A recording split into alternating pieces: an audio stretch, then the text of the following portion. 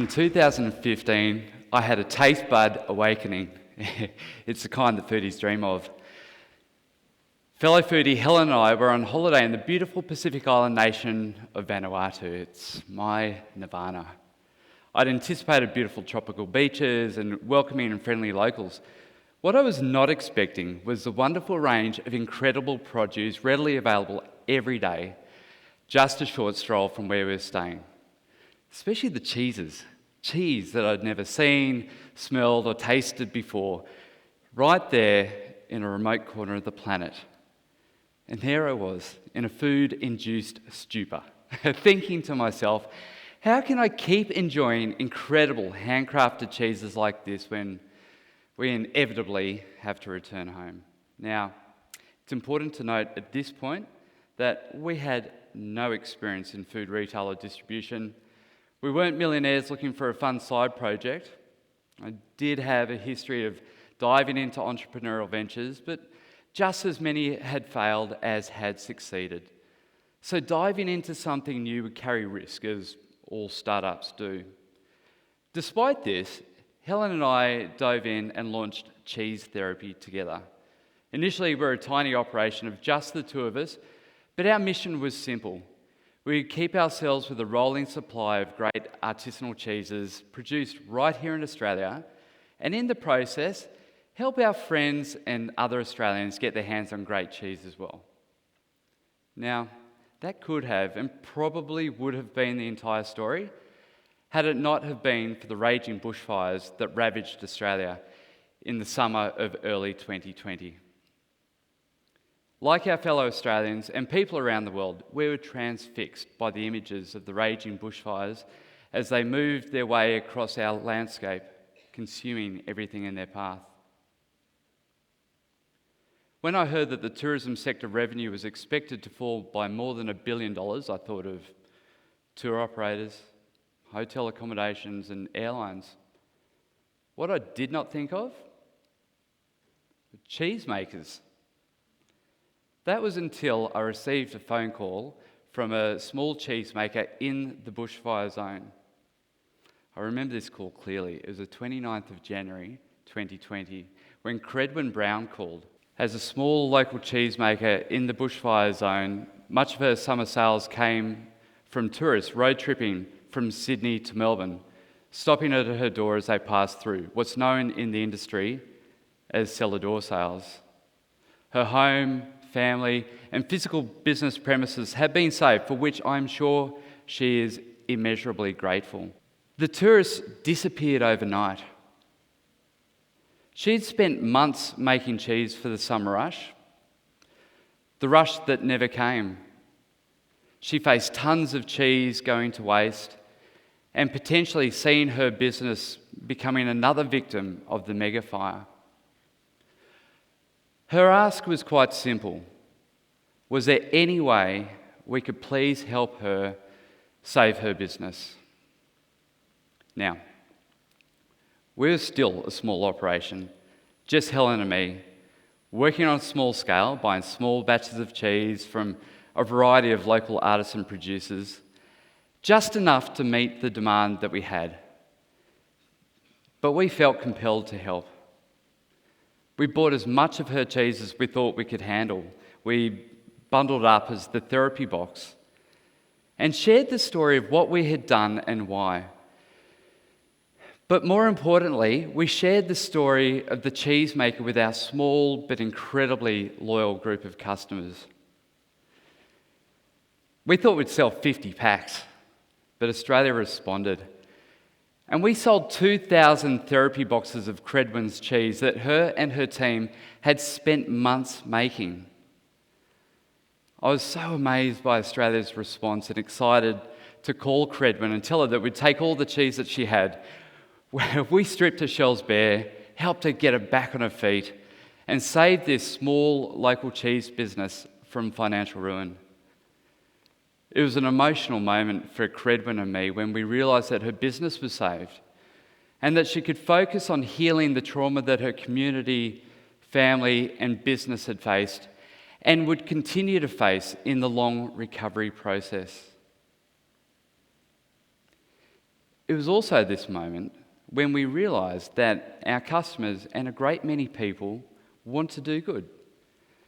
They want to support their small artisan local producer, and they'll do it if we make it easy for them.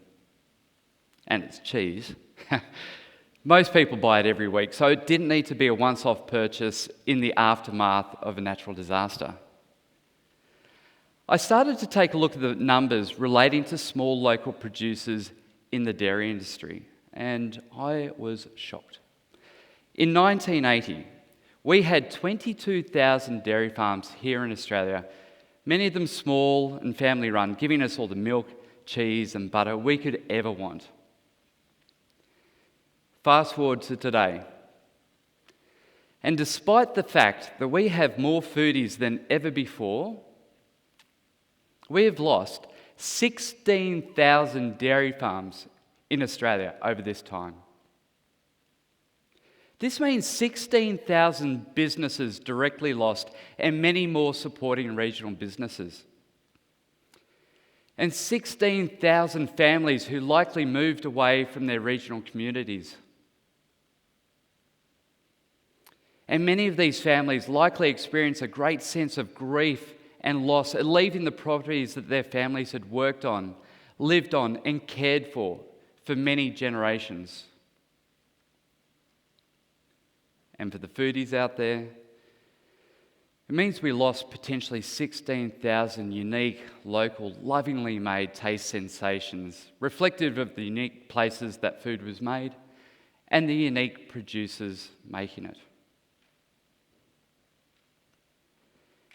Just 2 weeks after we sent out our last therapy box, and as many communities started the long rebuilding and recovery process following the devastating bushfires, Australia, like the rest of the world, was plunged into the COVID-19 pandemic. The subsequent shutdowns and lockdowns, while incredibly necessary to halt the spread of the disease, had a devastating impact on small local artisan producers. As lockdowns took effect and as the fear of the unknown escalated, I was receiving phone calls every day from cheesemakers, half of them in tears. They'd seen what we had done for Credwin, and they had one question. Can you do the same thing for us? Well, of course we said yes. We went from selling 200 boxes a month to almost 6,000 boxes of cheese just 3 months later. That's 5 tons of cheese. That's a shitload of cheese. We were selling everything our small makers could make.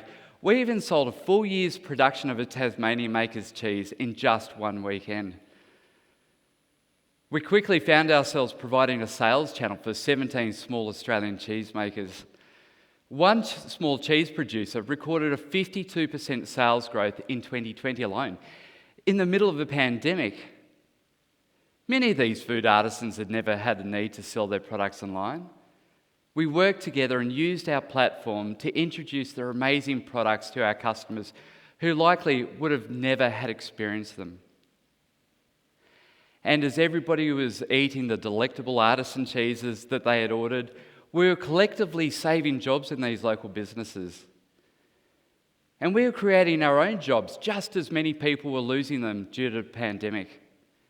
We hired 20 staff, including caterers whose events had disappeared, lifeguards who no longer had open pools to patrol, and cafe and restaurant workers who were often stood down with little to no notice. They all discovered the art of cheese cutting and wrapping. And we were thrilled to be able to help people who had suddenly found themselves unemployed. It was also this moment when we realised that people want to support their local artisan food producer. They just need to know how. And the answer is actually quite simple and probably not as sexy as what an advertising agency might make it sound. It's just this: buy direct. It's not meant to be fancy. It's meant to be easy to do and easy to remember. There's multiple ways you can do this, so pick a method that works best for you. You can plan a one-day or weekend getaways to artisan-rich communities, support local producers and help bring their cellar doors back to life. If you are going on a road trip, don't forget to take some cash out before you leave and visit those roadside honesty stalls. Drop in a few bucks for the produce. You can visit farmers markets and find the stalls that showcase local artisan products and buy direct from the people who make it. You can visit farms and buy direct from the farmers. And if you're extremely time poor or you prefer to do your shopping online, you can buy direct from the artisan producer through their e-commerce site. There are thousands of small artisan producers across the planet who put their heart and soul into the products that they produce. And when we support them, they and we win. The artisan producer generates the revenue that they need to run a financially sustainable business and keep making the products that we all love. Their employees stay employed, meaning revenue circulates through often struggling regional communities. And we get to eat and discover great new products. So many people win.